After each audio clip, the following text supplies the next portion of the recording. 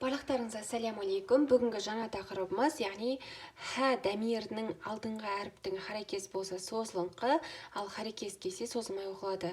Ол қалай? Яғни һә деген осы әріптің алдындағы әріпте хареке болса, яғни ә, и, у деп өтетін едік қой. Осы әріптер, осы белгілермен келсе әріптер, бізде һә әрпіміз созылып оқылады. Бұлар емес һә әрпіміз. Ал егер бұлар келмесе, яғни әріптің үстіне жәзім белгісі тұрса, жалғыз оқылатындай, ол кезде созылмай оқылады. Мысал ретінде түсінікті болады. Бисмиллах, бастайық. Бірінші бізде ләху. Бізде хәнің алдындағы әріптің кәсірәсі бар, сондықтан созылады. Ләху. Мәлуху. Даммасы бар. Мәлуху. Раббуху.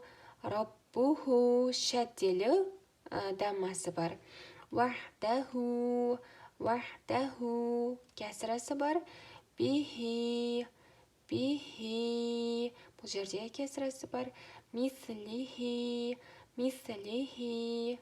Созылады. Мишақихи. Мишақихи.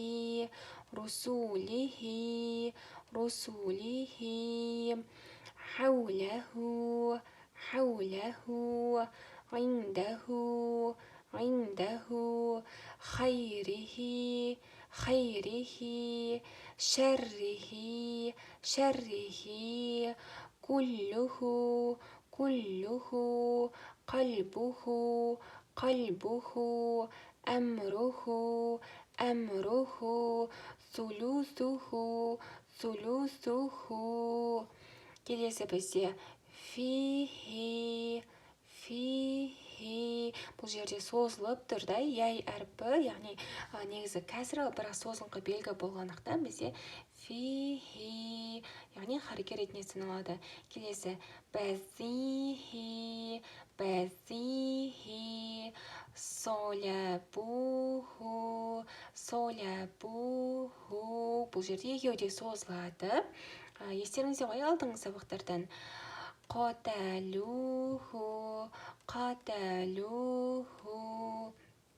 Бұл жерде екеуі созылып тұр. Фаалуху. Фаалуху.